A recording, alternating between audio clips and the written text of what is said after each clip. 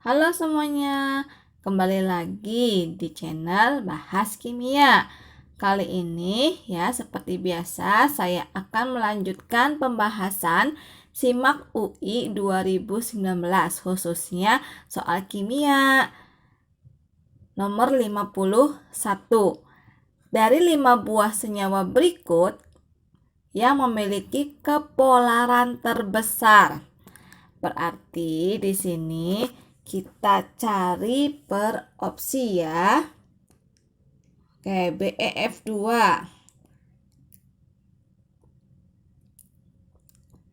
BeF2 manakah atom pusatnya? Pasti yang jumlahnya lebih sedikit yaitu Be, berium. Oke, ini jadikan sebagai atom pusat.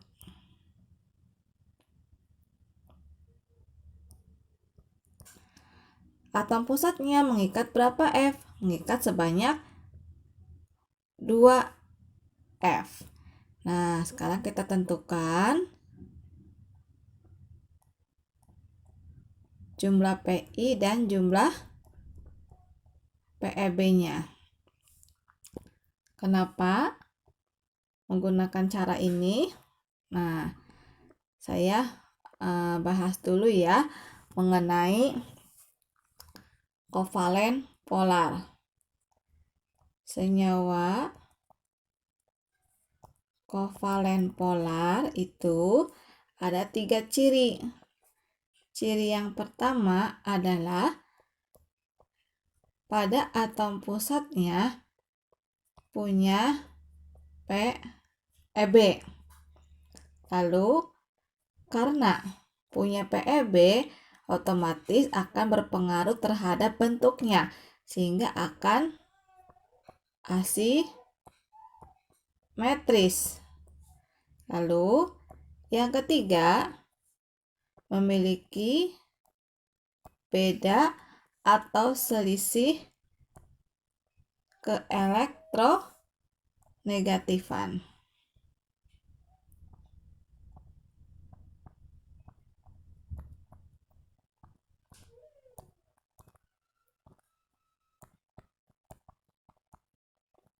Nah, dari ketiga ciri ini berarti kita simpulkan suatu senyawa akan bersifat polar. Untuk senyawa BF2 kita tentukan dahulu Pi-nya. Tadi Be sebagai atom pusat dia mengikat F sebanyak 2. Maka 2 ini dijadikan sebagai jumlah Pi. Lalu bagaimana menghitung PeB-nya? Nah, gunakan rumus ini. Valensi atom pusat dikurangi Pi dibagi 2. Sehingga nanti Be kalau misalkan hafal ya, ini kan Be letaknya ada di golongan 2A.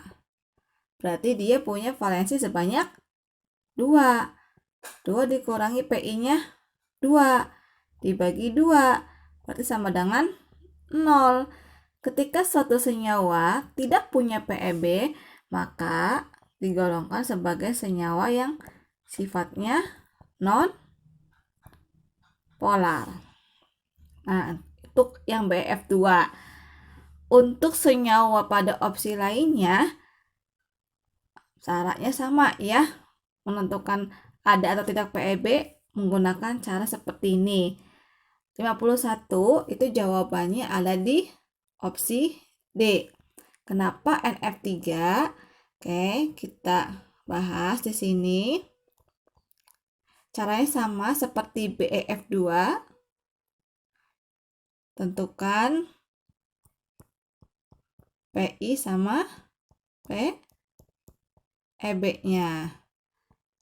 Mana atom pusatnya antara N dengan F? Jelas N sebagai atom pusat. Nah, N ini mengikat F sebanyak 3. Berarti nilai Pi-nya 3. PEB-nya menggunakan cara yang sama, valensi atom pusat dikurangi Pi dibagi 2. N merupakan unsur pada golongan 5A. Berarti nanti dia memiliki valensi sebanyak 5. Maka 5 dikurangi Pi-nya 3 dibagi 2. Jadi si NF3 itu memiliki PEB sebanyak 1. Nah, karena memiliki PEB, maka NF3 bersifat polar. Makanya jawabannya adalah NF3. Oke, berikutnya nomor 52. Jika 200 ml PB nitrat 0,1 molar direaksikan dengan 300 ml 0,12 molar, berapakah konsentrasi dari sisa reaktan setelah reaksi berlangsung?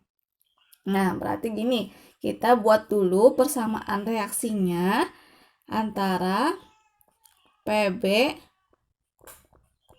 nitrat ditambah dengan KI.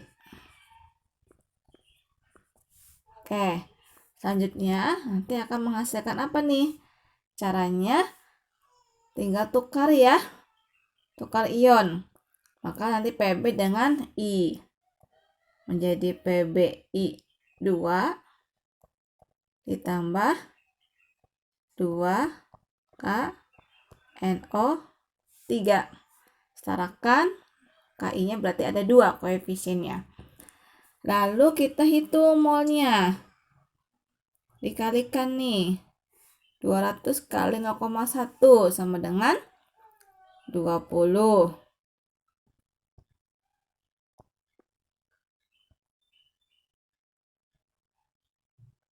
20 milimol. Yang KI sama 300 dikalikan 0,12 sama dengan 36 milimol. Kita buat bagian MRS-nya. Mula-mula reaksi sisa. Karena reaktannya memiliki koefisien yang berbeda, kita tentukan dahulu reaksi pembatasnya dengan cara mol awal ya dari masing-masing reaktan dibagi dengan koefisiennya. 20 dibagi 1 sama dengan 20. 36 dibagi 2 sama dengan 18. Terus bandingkan antara 20 dengan 18 lebih kecil 18. Maka KI lah yang habis atau yang sebagai pereaksi pembatas. Oke, sekarang berarti sini si KI harus habis.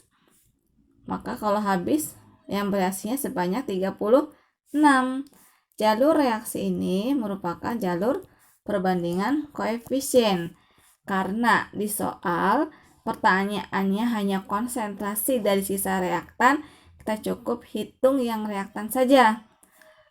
36 milimol untuk 2 koefisien KI ya. Sekarang PB nitrat ada 1, maka di sini 18 milimol yang bereaksi PB nitratnya. Punya sisa karena dikurangi ya. Reaktan berkurang, 20 dikurangi 18 sama dengan 2 milimol. Ini masih 1 milimol. Pertanyaannya adalah konsentrasi atau molaritas. Lanjut, berarti PB nitrat nih jawabannya. A, B, C bukan jawaban karena yang tersisa adalah PB nitrat. 2 milimol dibagi dengan volume total. Volume totalnya sebanyak 200 ditambah 300 yaitu 500 ml. Sehingga PB nitrat sisa itu sebanyak berapa molar? 2 dibagi 500 sama dengan 4 kali 10 pangkat min 3 molar. Ada di opsi yang D. Baik, sekian pembahasan dari saya. Jangan lupa untuk melihat pembahasan nomor berikutnya ada di video selanjutnya ya. Terima kasih.